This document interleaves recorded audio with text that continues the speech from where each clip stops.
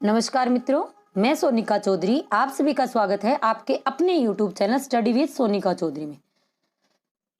अभी जो आरपीएससी ने सेकंड ग्रेड का सिलेबस जारी किया है हिंदी का, अब हमें उसके अनुसार तैयारी करनी है, क्योंकि पहले हम क्या कर रहे थे, 9 से लेकर 12 तक की बुक्स पढ़ रहे थे, लेकिन वो क्या है, आरपीएससी ने इस बार वो सिलेबस से हटा दिए। अब उन्होंने स्पेशल 4 कहानियां डाली है, तो उनमें से 3 कहानियां मैंने करवा दी है। कौन कौन सी? उजाले के मुसाहिब विजयदान देता की, पूस की रात जो प्रेमचंद जी की है, और उसने कहा था जो चंद्रधर शर्मा गुलेरी जी की प्रसिद्ध कहानी है।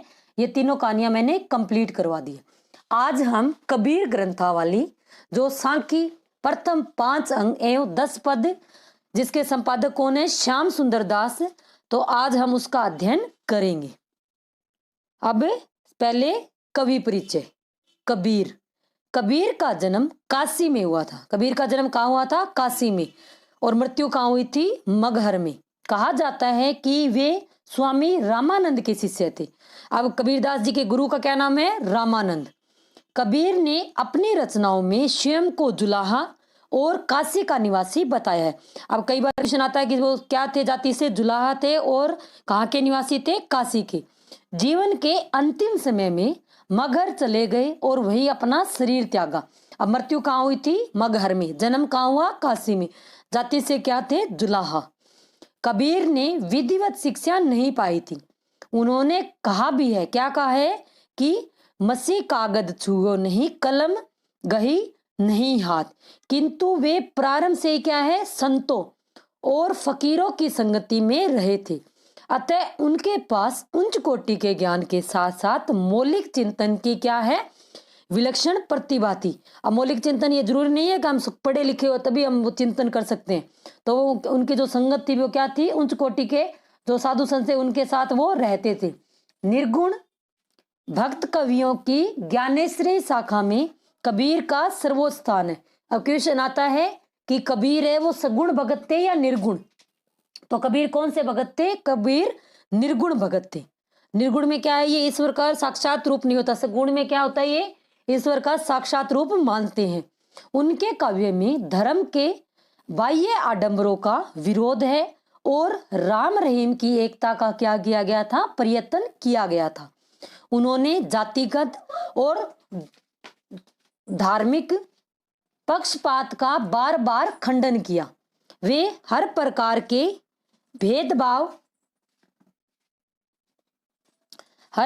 के भेदभाव से मुक्त मनुष्य की मनुष्यता को जगाने का प्रयत्न करते हैं।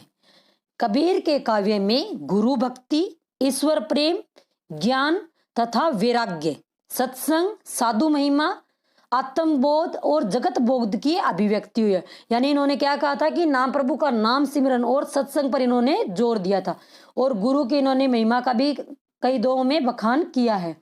उनकी कविता अनुभव के ठोस धरातल पर टिकी होने के कारण विश्वसनीय और प्रमाणिक है।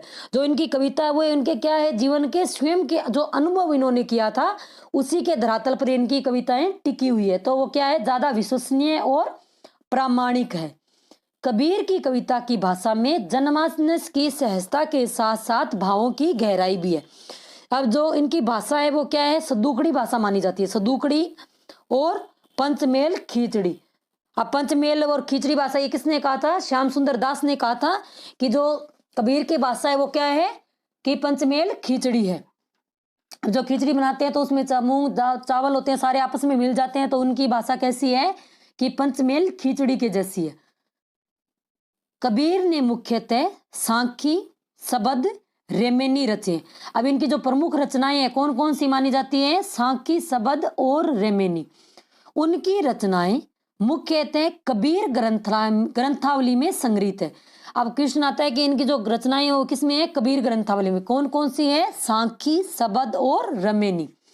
किंतु कबीर पंथ में बीजक का अधिक महत्व है। अब जो बीजक ग्रंथ है उसका प्रतिपादन किसने किया था? ये आप कमेंट बॉक्स में जरूर बताएं कि कबीर की कुछ रचनाएं किसमें है? गुरु ग्रंथ साहिब में। गुरु ग्रंथ क्या है? जो सिखों का धार्मिक ग्रंथ है, जिसे अब गुरु माना जाता है। गुरु ग्रंथ साहिब में किसकी रचनाएं हैं? कबीर की रचनाएं हैं। तो कबीर की कुछ रचनाएं किसमें है? गुरु ग्रंथ साहिब में भी संकलित है। अब बाबा जो फरीद है उनकी भी रचनाएं किसमें है? गुरु ग्रंथ साहिब में संकलित है। ये क्या है? अब कवि परिचय ये कंप्लीट हुआ। अब कबीर ग्रंथावली में आज हम सांखी, उसमें जो गुरुदेव को अंग है उसका अध्ययन करेंगे। सतगुरु समान को सगा, सोंदी सही न दाती, हरिजी समान को हितु, हरिजन सही न जाति। समान क्या होता है? यानी समान। सोंदी यानी जो हमारा हृदय होता है यानी शुद्ध चित्त, सही यानी समान, और दाती क्या होती है? दीक्षा। दाती यानी दीक्षा। हरिजन यानी प्रभु का भक्त, यानी स्वयं भगवान हरि। कबीर के अनुसार, अब कबीर क्या कह रहे हैं कि सतगुरु समान को सगो, कि जो सतगुरु है उसके समान हमारा कोई दूसरा नहीं है, न हमारा कोई रिश्तेदार, न हम स्वयं। और चित्त शुद्धि यानी चित्त जो हमारा हृदय शुद्ध के समान कोई दीक्षा नहीं है। अगर हमारा हृदय साफ है, शुद्ध है, तो हमें किसी की भी आवश्यकता नहीं है। उस बलि हरिजी समान को हितु, हरिजन सही न जाति। उस परम ब्रह्मा के समान कोई हितैषी नहीं है। हितु यानी हितैषी नहीं है। और भगवान के भक्त के समान कोई जाति नहीं है, यानी जो भगवान का भक्त है उसके समान क्या है? कोई जाति नहीं है। इसमें क्या है? सदगुरु और प्रभु की महिमा का बखान इसमें कवि ने किया है। बलिहारी गुर आपणो द्यो हांडी के बार, जीनी मानिस ते देवता करत ने लागी बार। बलिहारी यानी न्योछावर करना, हांडी यानी शरीर। अब कबीरदास जी कह रहे, क्या कह रहे हैं कि मैं अपने शरीर को, कि मैं जो अपने शरीर को किस पर न्योछावर करता हूँ? गुरु पर न्योछावर करता हूँ। क्यों? क्योंकि उसने जो मेरी मानव दुर्बलताएं हैं उनको नष्ट करके मुझे क्या है? देव तुल्य बनाने में कोई विलंब नहीं किया है। इसमें क्या क्या है कि मैं जब गुरु के पास हूं तो मैं जैसे लोहा हूं और गुरु क्या है? पारस है। तो मैं गुरु के पास रह के मैं भी क्या बन गया हूं? पारस के समान बन गया हूं। सतगुरु की महिमा अनंत अनंत किया उपकार, लोचन अनंत उघाड़िया अनंत दिखावन हार। अब अनंत क्या होता है? यानी अपरंपार, जो अपार होता है। उपकार यानी उपकार करना।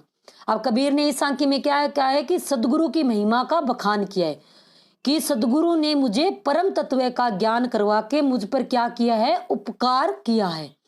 और उनके उपकार के कारण क्या है? जो मेरे ज्ञान चक्षु, यानी लोचन क्या है? नेत्र, यानी जो ज्ञान चक्षु है वो मुझे, उनसे मुझे अपने क्या है? अनंत ब्रह्मा का साक्षात्कार करा दिया है। इसमें क्या है? उन्होंने गुरु की महिमा का बखान ही किया है। अब अनंत अनंत में कौन सा अलंकार आ गया? पुनरुक्ति प्रकाश अलंकार का प्रयोग हुआ है। राम नाम के पटतरे, राम नाम के पटतरे, पटतरे क्या है? बदले में। देवे को कछु नाही, क्या ले गुर संतोष, ये होश रही मन माही। अब होश क्या है? यानी तीव्र इच्छा। अब इसमें क्या कह रहे हैं? कबीरदास जी कहते हैं कि गुरु ने परमात्मा की भक्ति रूपी जो मंत्र दिया है उसके बदले में मेरे पास उनको देने के लिए कुछ नहीं है।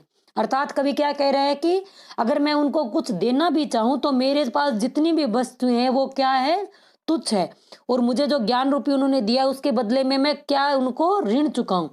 यह मेरे मन में कि जो मन में ही रह गई, यानी जो मैं गुरु का जो ने मेरे ऊपर उपकार किया है उसका मैं क्या है? भी कोई गुरु दक्षिणा भी उनको नहीं दे सकता। सतगुरु के सदके करूं, दिल अपनी का सांच, सतगुरु हम श्यों लड़ी पड़ा महकम मेरा बाच। अब यानी सांस होता है साक्षी, सदके यानी अर्पण करते, कहते हैं ना तेरे सदके जावा, तो अर्पण करना। बांस यानी रक्षक, और महक क्या होता है? ये गुरु, ये अरबी भाषा का शब्द है। अब कबीरदास जी क्या कह रहे हैं कि सदगुरु के सदके करूं, कि मैं सदगुरु पर अपने प्राण अर्पित करते हुए, अपने हृदय को साक्षी करते हुए कहता हूं कि कलयुग यानी कलयुग अर्थात सांसारिक परपचों के मोहजाल रूपी आक्रमण से हमारी रक्षा की है। अतः मेरे गुरुवरी मेरे क्या है? रक्षक है। मेरे गुरुवरी क्या है? यानी बाच क्या होता है? रक्षक। इसमें गुरु के महत्व को बताया है कि साधक की भावना को भी इसमें प्रकाशित किया है। सतगुरु लई कमाण करी, बहान लागा तीर, एक जू ब्रह्मा प्रीति सु भीतरी रहा शरीर। अब सतगुरु ने सांखी रूपी धनुष, यानी सांखी यानी मुझे जो ज्ञान दिया है, ज्ञान रूपी धनुष के क्या है, धनुष बाण जो चलाया है उससे मेरे जो बाहर कष्टदायक लगा, जो गुरु ने बाण मुझ पर छोड़ा यानी मुझे जो बातें कही उससे मुझे कष्ट लगा, लेकिन जो मेरे अंतर मन में उससे जो प्रीत उत्पन्न हुई है उसमें क्या है, अंतरात्मा के मन में जो भक्ति क्या है स्त्रावित होने लगी है। और इसमें कौन सा है, रूपक अलंकार का इसमें प्रयोग किया गया है। सतगुरु सतगुरु सांचा सुबीरा, सतगुरु सांचा सुरीबा शब्द जो भाइया एक एक लागत ही में मिली गया, पड़या कलेजे छेक। सुरीबा यानी सूरबीर, बाह्य यानी मारा, शब्द यानी उपदेश।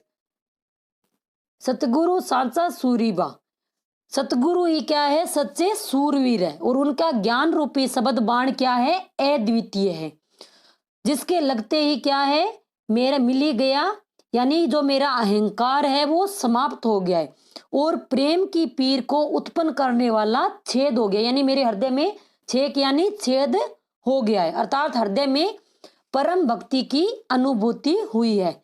और इसमें भी क्या है, रूपक अलंकार का प्रयोग हुआ है। सतगुरु माया बाण भरी, धरी करी सुधी मुठी, अंगी उगाड़े लागया गई दवासु फूटी। अब दवा यानी दवा, अग्नि यानी दावाग्नि, अग्नि यानी दावाग्नि यानी आग हो गया। सतगुरु ने शब्द रूपी बाण को पूरी शक्ति क्या है, पूरी शक्ति के साथ खींचकर सीधी मूठ करके मुझ पर छोड़ा है, जिससे मेरा क्या है, अहंकार भाव नष्ट हो गया है। जिस प्रकार से क्या है, दावाग्नि यानी अग्नि फूटने से सारा अहंकार रूपी जंगल क्या हो जाता है, नष्ट हो जाता है। जब आग जलती है तो क्या हो जाता है कि पूरा जंगल नष्ट हो जाता है। तो इसमें क्या है, उपमा अलंकार और रूपक अलंकार का इसमें प्रयोग हुआ है। हंसे ने बोले उन्मुनि चंचल मोल्या मारी, कहे कबीर भीतरी विद्या सतगुर के हथियार। उन्मुनि यानी उदास, कहते हैं ना अनमनी सी बैठी है तो उदास, मेले यानी वर्त्या, विद्या यानी भेद दिया। सतगुरु के शब्द रूपी, अब यानी जो सतगुरु ने बाण छोड़ा है शब्द रूपी, उसी के बारे में इसमें बताया है कि शब्द रूपी बाण से साधक के जो चंचल मन है, उसकी जो चंचल वृत्तियां हैं वो क्या है, समाप्त हो गई है, जिससे उसकी सांसारिक चंपलता, कहते हैं ना चंपलता यानी उसमें कहते हैं ना वो बहुत चंचल है, जैसे हंसना बोलना और खेलना आदि क्या हो गए हैं, समाप्त हो गए हैं, अर्थात उसकी आत्मा सांसारिकता से विमुख हो गई है। गूंगा हुआ बावला बहरा हुआ कान, पांव थे पंगुल भया सतगुरु मार्या बाण। अब ये सतगुरु ने जो बाण छोड़ा है शब्द रूपी, उसी के बारे में इस विस्तार से कबीरदास जी वर्णन करें। अब बावला किसको कहते हैं कि पागल को, पंगुल यानी कहते हैं ना पंगुआ यानी लंगड़ा है। सदगुरु के शब्द रूपी बाण के प्रहार से जो वाचाल था वो क्या हो गया, वो गूंगा हो गया, और जो सुनता था वो क्या हो गया, बहरा हो गया। गूंगा हुआ बावला यानी जो ज्यादा वाचाल था, जो ज्यादा बोलने वाले थे, जो सतगुरु ने अपना क्या है ज्ञान दिया तो वो क्या हो गए, गूंगे हो गए। जो सुनता था वो क्या हो गया, बहरा हो गया। और जो तीर्थाटन में भटकता था यानी जो तीर्थ वगैरह में भटकता था वो कैसा हो गया, पंगु हो गया, पंगु यानी विकलांग हो गया। अर्थात साधक की क्या है, सांसारिक जो वाचालता है वो समाप्त हो गई है। अब ये बावला बहरा, तो इसमें कौन सा अलंकार आ गया, शब्द की पुनरावृत्ति, इसमें अनुप्रास अलंकार कौन सा है, इसमें अनुप्रास अलंकार का प्रयोग हुआ है। पीछे लागा जाई था लाके वेद के साथी, आगे थे सतगुरु मिला दीपक दिया हाथी। पीछे लागे यानी अनुयायी बनाना। अब कबीरदास जी क्या कह रहे हैं कि पीछे लागा जाई था लोक वेद के साथी, यानी लोकाचार और वेदाचार का अंधा अनुसरण करने वाले मैं अज्ञान के अंधकार में समाता जा रहा था।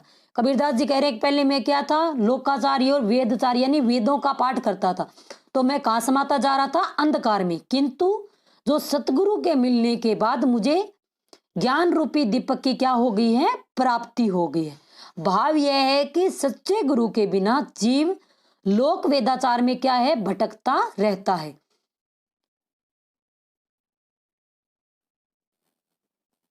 दीपक दिया तेल भरी बाती दई अघट, पूरा किया बिसाहुणा बहुरी ने आओ हट। अब अघट क्या होता है? कभी न घटने वाला। बिसाहुणा यानी व्यापार।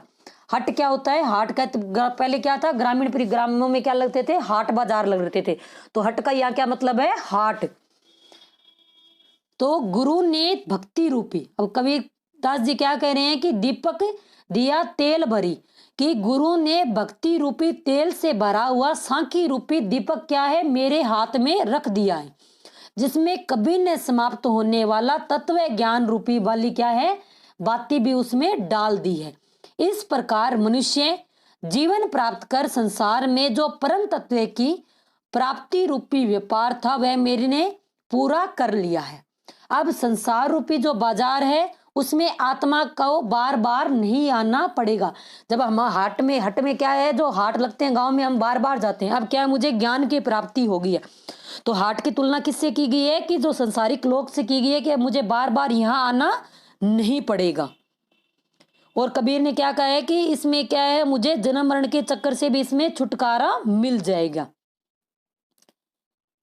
ज्ञान प्रकाशा गुर मिला, सो जीनी बिसरी जाई, जब गोविंद कृपा करी तब गुर मिलिया आई।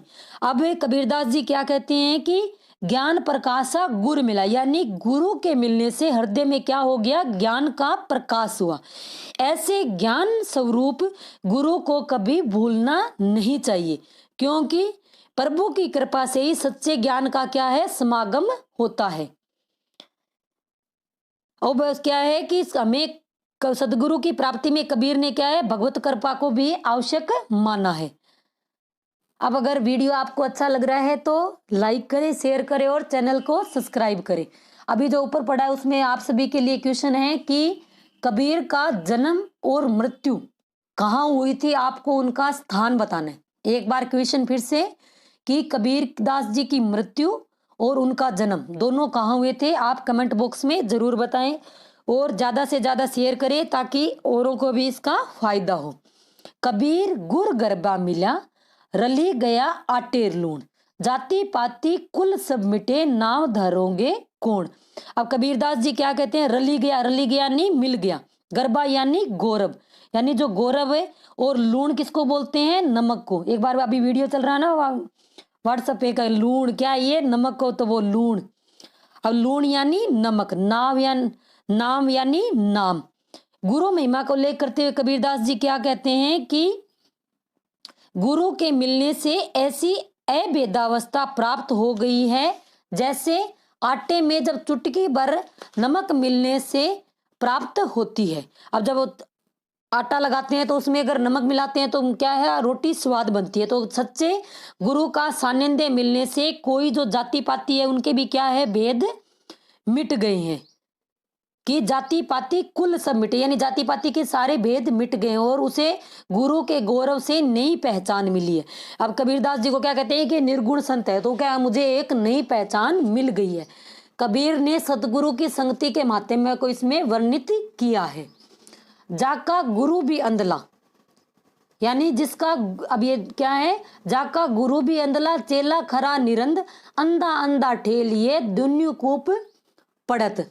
अब अंधला किसको बोलते हैं? अंधे को। खरा यानी विशुद्ध, कहते हैं ना खरा सोना है, तो विशुद्ध सोना।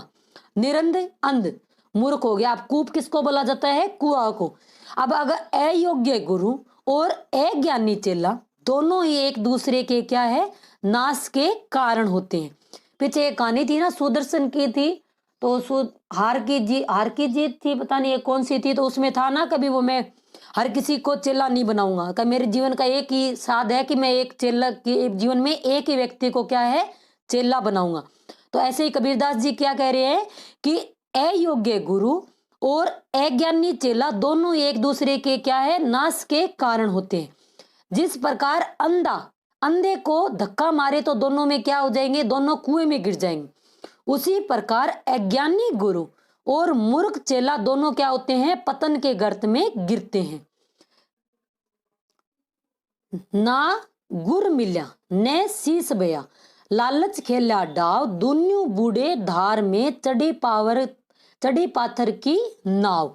शिष्य यानी शिष्य, बूढ़े यानी डूबे। पत्थर किसको बोलते हैं? पत्थर को। नाव तो नाव हो गया। अब जब तक ज्ञानी सदगुरु नहीं मिला, यानी ना गुरु मिला न शिष्य, यानी जब तक हमें ज्ञानी सदगुरु नहीं मिला, न पात्र ज्ञानाभिलाषी। अब मैं वीडियो बना रही हूँ, क्या पता आपको मेरा वीडियो अच्छा लग रहा है कि नहीं लग रहा। अब ये सेकंड ग्रेड के लिए, तो सेकंड ग्रेड वाले तो इसको देखेंगे, लेकिन जो दूसरे वो इसको क्यों देखेंगे? तो क्या है, कह रहे हैं कि जो जब तक ज्ञानी सदगुरु नहीं मिला, न पात्र ज्ञानाभिलाषी शिष्य हो, तब तक यदि मिथ्या गुरु शिष्य के संबंध विकसित किए जाए तो वे केवल क्या है, लालच के कारण ही हो सकते हैं। ऐसे में वे पत्थर की नाव पर सवार यात्री के समान मझधार में ही डूबने वाले होते हैं। यानी जब हमें क्या है, जब तक हमें ज्ञान की प्राप्ति नहीं होगी, तब तक हमें सदगुरु मिलेगा, तो हमारे अगर जो संबंध है वो क्या होगा, मिथ्या ही होगा। अगर हम पत्थर की नाव में सवार होंगे तो क्या है, वो नाव हमारी डूब ही जाएगी। और जो लालच पर आधारित शिष्य और गुरु के संबंध है, उनकी निंदा की गई है। अब कई ऐसे होते हैं, हमने वीडियो देख लिया, क्यों हम लाइक करें, क्यों हम कमेंट करें, क्या करना है हमें सब्सक्राइब करके। तो वही है कि जो लालच पर अगर आधारित गुरु शिष्य के संबंध तो है, तो उनकी हमेशा निंदा हुई है। 64 दीवा जो ही करी, 14 चंदा माही, ती धरी किसको चानीनो, जी धरी गोविंद नाही। अब चानीनो कहते हैं ना, चानना हो गया। चानना किसको बोले? जो रोशनी हो गई या चांदनी हो गई। 64 दीवा जोई करी, 14 चंदा माही।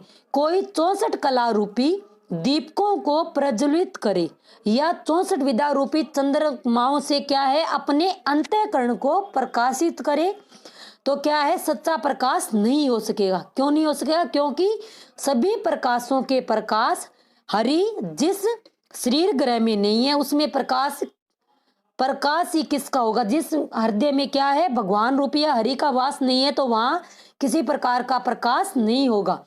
अतः हमें सच्ची भगवत भक्ति के बिना जीवन क्या है, अंधकार में है।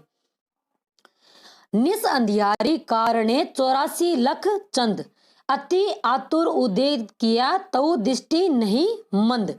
निसी यानी रात, उदय यानी उदित होना।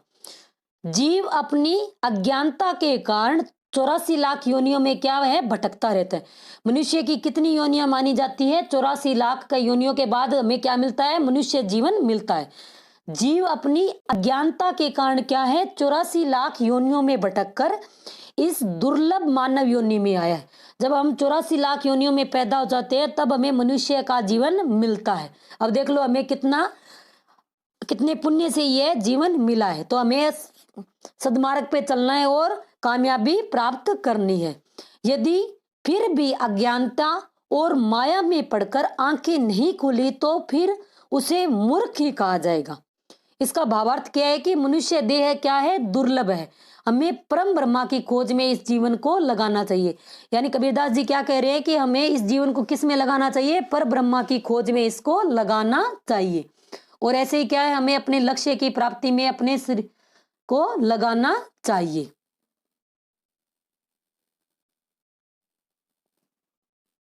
भली भई जू गुर मिल्या, नहीं तर होती हानि। दीपक दृष्टि पतंग जू पड़ता पूरी जानी।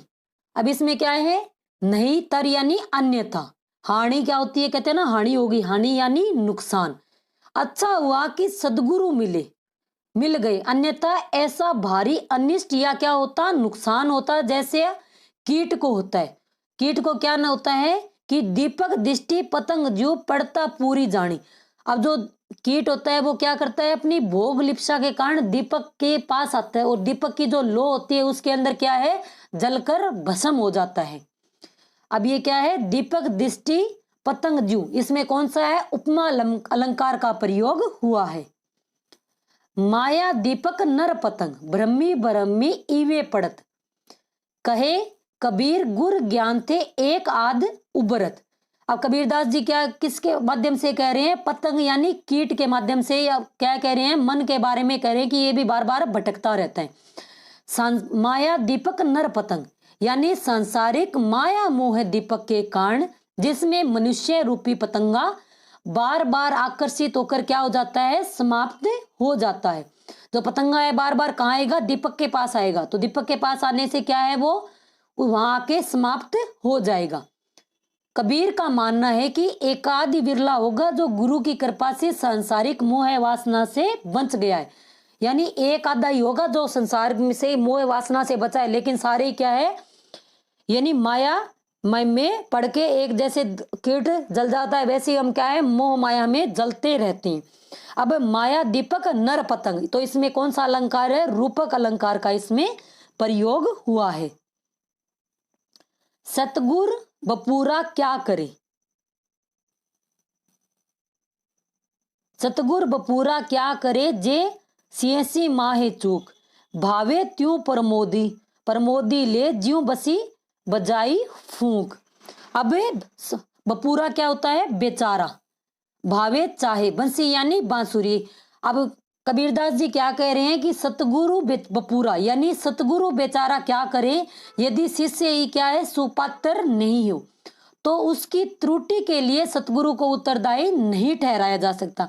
अब कहते हैं कोचिंग की, कोचिंग तो सभी बच्चों ने एक साथ की है, लेकिन सिलेक्शन अब सीटें कितनी है, अब इसमें शायद फर्स्ट ग्रेड में तो 100 से ऊपर है हिंदी की, तो 1200 सीटें हैं। अब कोचिंगों में तो हजारों लाखों की भीड़ है, तो साथ में पढ़ाया तो सभी को 1000 शायद जा रहा है, लेकिन ये क्या है कि अब इसमें कोचिंग वालों को दोष नहीं दे सकते। क्या है कि कमी हम में ही रही है कि यदि शिष्य ही सुपात्र न हो तो उसकी त्रुटि के लिए सतगुरु को उत्तरदायी नहीं ठहराया जा सकता।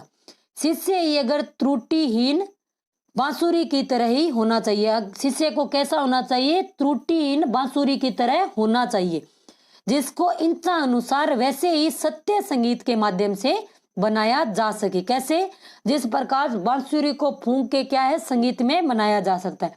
ये बांसुरी भी क्या होती है, एक तरीके की लकड़ी है, लेकिन क्या है उसको कि अगर उसमें दोष न हो तो हम उसको क्या है संगीत में बना सकते हैं। और इसमें कौन से अलंकार का प्रयोग हुआ है, इसमें उपमा अलंकार का प्रयोग हुआ है।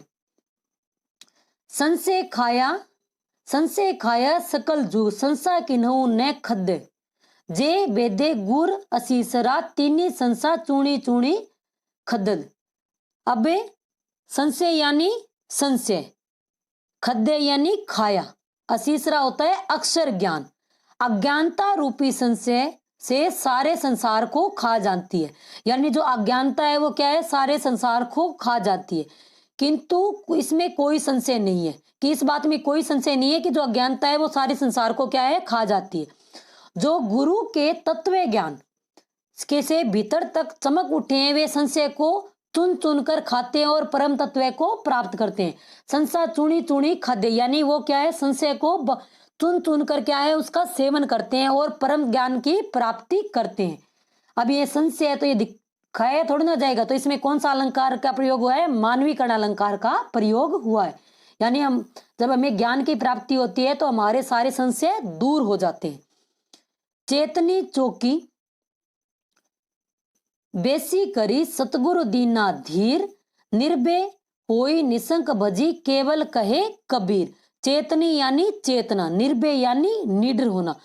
अब कबीरदास जी कहते हैं कि चेतना ज्ञान रूपी चौकी पर बैठकर तू शिष्य निडर हो जा और निशंक होकर क्या है तुझे ज्ञान की केवल यानी केवल्य की, तुझे केवल्य परम प्रदान करने वाले परम तत्व को तू क्या है भज। इसमें कबीरदास जी क्या कह रहे हैं कि तुझे ज्ञान की जो चेतना रूपी चौकी पर बैठकर तू क्या है एकदम निशंक हो जा, एकदम निडर हो जा और तू अपने क्या है केवल्य की प्राप्ति करो और परम तत्व का भजन कर। सतगुरु मिले ते का भया, जे मनी पाड़ी भोल, पासी बिनठा कपड़ा क्या करे बिचारी चोल। यानी भोल यानी भूल, बिनना बिनठा यानी नष्ट करना, लाल चोल यानी लाल पक्का रंग। जब तक शिष्य सतगुरु मिला तय का भया, जे मली पाड़ी भोल, यानी जब तक शिष्य के मन बुद्धि में शुद्धि नहीं है तब तक सतगुरु मिलने पर भी सिद्धि नहीं होगी। यानी अगर शिष्य के मन में क्या है संशय, तो हमें अगर सतगुरु मिल भी गए तो भी हमें कोई फायदा नहीं होगा। सतगुरु मिलने पर भी क्या है हमें सिद्धि नहीं होगी। जिस प्रकार किनारी का कपड़ा बांधने से पूर्व ही नष्ट हो जाए तो रंगने वाले का चोल नामक रंग क्या करेगा, यानी रंगने से पहले अगर वो किनारी क्या है नष्ट हो जाएगी तो वो क्या है कपड़ा खराब हो जाएगा। तो इसमें ये इसका क्या दिया है, दृष्टांत दिया है, दृष्टांत के माध्यम से इसको समझाया गया है। यानी सतगुरु मिलेगा तो क्या है, अगर हमारा मन शुद्ध नहीं होगा तो हमें कोई फायदा नहीं है। जैसे आ गया, तो इसमें क्या है, दृष्टांत अलंकार का प्रयोग हुआ है। बूढ़े थे परी उबरे, बूढ़े थे परी उबरे, गुर की लहरी चमकी, भेरा देखा जरजरा, उतरी पड़े फरकी। यानी भेरा यानी बेड़ा, कहते हैं ना जर्जरा, जर्जर यानी जर्जर शरीर, जीर्ण शीर्ण। अब की कबीरदास जी कह रहे हैं कि भवसागर में हम डूब रहे थे, कि बूढ़े थे कि परी उबरे, यानी मैं डूब ही रहा था लेकिन मैं उबर गया। क्यों उबर गया, कि गुरु के ज्ञान रूपी लहर की चमक ने हमें उबार दिया। उस प्रकाश में हमने देखा कि हमारा तन रूपी जो बेड़ा है वो अत्यंत जर्जर है और शीघ्रता से बाहर कूदकर अर्थात शरीर से क्या है हमें अनास्त होना पड़ेगा।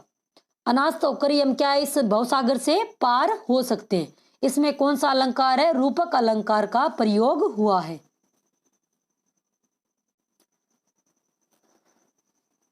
गुरु गोविंद तो एक है, दूजा यह आकार, आपा मेट जीवत मरे, तो पावे करतार। करतार यानी परतारमा, आपा यानी अहंकार। अब कबीरदास जी क्या कह रहे हैं कि गुरु गोविंद तो एक ही है, यानी कबीर ने गुरु और परमात्मा के जो भेद है उसको समाप्त किया है, कि इनमें कोई इन्हें अभेद्य बताया है।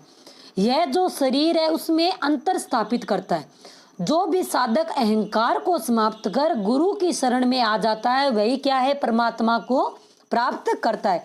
यानी जिसके पास गुरु है वो क्या है, इस भवसागर से पार हो जाएगा और उसे परमात्मा की प्राप्ति हो जाएगी।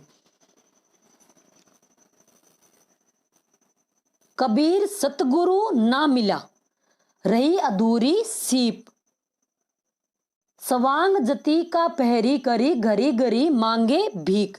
यानी शीश क्या होती है, शिक्षा। शीश यानी शिक्षा, सवांग यानी रूप। सवांग यानी हम जोगी, जैसे कई जो नहीं आते मांगने वाले भिखारी होते हैं, कहते हैं हम साधु हैं, तो यानी वो साधु का उन्होंने क्या है, सवांग रख लिया। जति यानी यतन करना। अगर हमें सवांग जति का पहरी, कबीर सतगुरु ना मिला, कबीरदास जी कह रहे हैं कि अगर हमें सच्चा गुरु न मिलने से शिक्षा क्या है, अधूरी रहती है। जो लोग क्या है साधु का भेष धरकर घर घर क्या मांगते हैं, भीख यानी भिक्षा मांगते हैं, वे सच्चे साधक नहीं होते। जो घर घर जो साधु भीख मांगते फिरते हैं उनको कबीरदास जी की क्या क्या है कि वे सच्चे साधक नहीं है।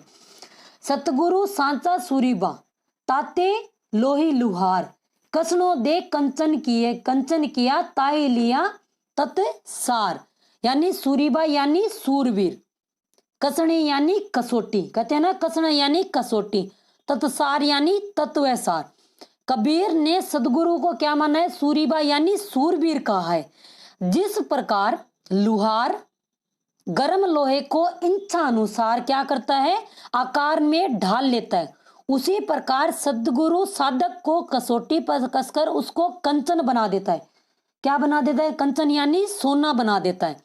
इसलिए सदगुरु ही तत्व सार है, यानी सदगुरु ही क्या है, तत्व सार। जिस प्रकार लुहार क्या करता है, लोहे को क्या करता है, अपनी आकृति में ढाल लेता है मनचाही में, उसी प्रकार जो सदगुरु है वो भी क्या करेगा, अपने जो शिष्य को है कंचन यानी सोना बना देगा। थापड़ी पाई थीती भई, सतगुरु दीनी धीर, कबीर हिया बजन बनजिया मान सरोवर तीर। थापड़ी यानी स्थापना, कहते हैं ना राजस्थानी भाषा में थापना यानी स्थापना करना, कहते हैं ना गणेश जी की स्थापना, गणेश जी थापना यानी गणेश जी की स्थापना की है। थिति यानी कहते हैं ना तुम्हारी क्या थिति, थिति यानी स्थिति, बनजिया यानी खरीदना।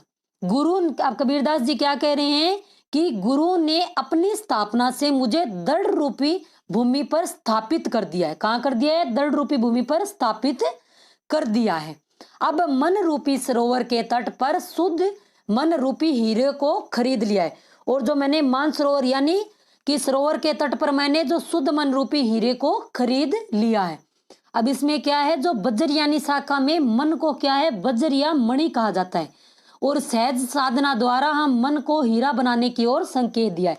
यानी हम सहज साधना करेंगे, कोई आडंबर नहीं करेंगे, न तिलक करना, माला डालना, ये जो तीर्थाटन है यानी तीर्थ की यात्रा करना, ये अगर जो हम भारी आडंबर छोड़ देंगे और अपने मन को जो शुद्ध रूपी हीरे में बदल देंगे तो हमें क्या है, ज्ञान की प्राप्ति हो जाएगी। और जो हमारा काया है वो कैसी हो जाएगी, कंचन यानी सोने के समान हो जाएगी। नीह चल निधि मिलाई तत् सतगुरु साहस धीर, निपजी में सांझी घना बांटे नहीं कबीर। नियचल क्या है, निश्चय। नियचल क्या है, निश्चय। निपजी यानी कहते हैं ना, निपजना यानी उपजना, उपलब्धि। घना यानी बहुत। अब कबीरदास जी कहते हैं सदगुरु ने साहस और धैर्य से परम तत्व रूपी निधि से क्या है, आत्मा को मिला दिया। अब आत्मा का क्या हो गया है, मिलन किसमें हो गया है कि परम तत्व रूपी ज्ञान में। इस उपलब्धि को बांटने वाले अनेक है, लेकिन कबीर इसे बांटना नहीं चाहते। बांटे नहीं कबीर, कबीर इसी को क्या है, किसी को नहीं बांटना चाहता। इसमें कौन सा अलंकार है, इसमें रूपक अलंकार का प्रयोग हुआ है। चौपड़ी मांडी चौहटे अरद उरद बाजार, कहे कबीरा राम जन खेलो संत विचार। इसमें क्या है कि संसार रूपी चौहटे, चौहटे क्या होता है, जो चौराहा। चौपड़ी यानी चौपड़ी मांडी यानी चौपड़ का खेल, यानी जो ये क्या है, संसार में हमारा एक जो अमाई है वो एक चौपड़ रूपी खेल के रूप में, यानी संसार रूपी चौराहे पर जीवन रूपी चौपड़ का खेल चलता है। चौपड़ का खेल ऐसे खेल होता है, ऐसे उसमें कोडी होती है, जैसे हम लूडो नहीं खेलते वैसे कि संसार रूपी चौराहे में पर क्या है, हमारा जीवन रूपी चौपड़ का खेल चल रहा है। और इस बाजार में अनेक जीव ज्ञान और प्रेम की पूंजी लेकर आते हैं, लेकिन इसमें क्या है, भगवत भक्ति। इसमें जो भगवत भक्ति और सात्विक विचारों से युक्त होकर हमें यह खेलना चाहिए, यानी सत विचार से हमें इसको खेल को खेलना चाहिए। अब पासा, पासा क्या होते हैं, जो कोडी बोलते, गोटी नहीं बोलते, जो मैन जो गोटी होती है लूडो में, जो वो उसको पासा। पासा पकड़ा प्रेम का सारी किया शरीर, सतगुरु दावा बताइए खेले दास कबीर। सारी यानी बिछावन, सारी यानी बिछावन। सतगुरु ने भवसागर रूपी चौपड़ के खेल में जो शिक्षा दी है उसमें मैंने शरीर को ही गोट बना दिया, यानी जो मेरा शरीर है उसको ही मैंने गोटा बना दिया है, और प्रेम के पासे से खेलना प्रारंभ किया है, और गुरु के निर्देशानुसार दाव खेल रहा हूं। ऐसे में कभी परमात्मा का साक्षात्कार हो ही जाएगा। यानी कबीरदास जी क्या कह रहे हैं कि मैंने क्या है कि सदगुरु का जो क्या है, मैंने प्रेम से वो पासा है वो पकड़ लिया है, और मुझे लगा है कि कभी तो भगवान का क्या है, साक्षात्कार हो जाएगा। इसमें भी क्या है, रूपक अलंकार का प्रयोग हुआ है। सतगुर हमसु रिजी करी, रिजी यानी प्रसन्न होना। एक कहा प्रसंग बरस्या बादल प्रेम का भीजी गया सब अंग। अब कबीरदास जी क्या कह रहे हैं कि सतगुरु ने प्रसन्न होकर ईश्वर रूप भक्ति का उपदेश दिया है। उस परम भक्ति के बारे में श्रवण से ही हृदय में क्या है, प्रेम रूपी बादल का क्या हो गया है, उमड़ने लगे हैं। उनमें सारे अंग भीग गए हैं, अर्थात अलौकिक आनंद की अनुभूति हो गई है। भीगी गया सब अंग, यानी सारे अंग जो है भीग गए, और मुझे क्या है, भीग गए हैं, पानी से नहीं भीगे हैं, बल्कि अलौकिक आनंद की अनुभूति होने लगी है। इसमें रूपक अलंकार द्वारा आध्यात्मिक अनुभूति का साकार किया गया है। परे सु परचा भया सब दुख मेल्या दूरी, निर्मल कीना आत्म थाते सदा हजूरी। कि पूरे यानी पूर्ण परमात्मा, परचा यानी परिचय दिया, हजूरी यानी सम्मुख नस्म कहते हैं ना, हजूरी यानी हाजिरी करना, यानी नतमस्तक होना। सदगुरु की कृपा से आत्मा ने परमात्मा क्या कहा है, पूर्ण परिचय प्राप्त कर लिया। इससे क्या है, सारे दुख दूर हो गए, और गुरु की कृपा से आत्मा क्या हो गई है, निर्मल हो गई है। इसलिए गुरु के समय क्या है, हमें सदैव नतमस्तक रहना चाहिए। अगर हमें किसी से अगर दो लाइनें भी सीखने को मिलती है तो हमें सदैव क्या है, उसके सामने नतमस्तक होना चाहिए, हमें उसको अपना गुरु मानना चाहिए। इसमें ये एक शायद रह गई थी, कबीर बादल प्रेम का हम परी बरस्या आई अंतरी भीगी आत्मा हरी भरी बन जाई। अब बरस्या यानी बरसना, वर्षा यानी क्या कहते हैं, बरसना। अब कबीरदास जी क्या कह रहे हैं कि साधक के हृदय हृदय में प्रेम रूपी बादल बरसने से उसकी क्या है, आत्मा में समता भाव पैदा हो गया। यानी ऊंच नीच का, जाति पाति का कोई भेदभाव नहीं है, सब भाव क्या है, समाप्त हो गए कि सब हम समान है। जिससे उसके मनुष्य जीवन में क्या है, आनंद में होने लगा। यानी आत्मा, अंतरात्मा क्या है, आनंद से भीग गई है। और इसमें रूपक अलंकार का प्रयोग हुआ है। इसमें कबीरदास जी क्या कह रहे हैं कि द्वेष घृणा के स्थान पर क्या है, प्रेम की महत्ता इसमें स्थापित की गई है। अब आज के लिए इतना ही। अगर आपको वीडियो अच्छा लगा है तो लाइक करें, शेयर करें और चैनल को सब्सक्राइब करें। और पास में जो बेल आइकन है उसको भी प्रेस करें ताकि आने वाले हर वीडियो का नोटिफिकेशन आज आपको मिलता रहे। आज के लिए इतना ही, धन्यवाद।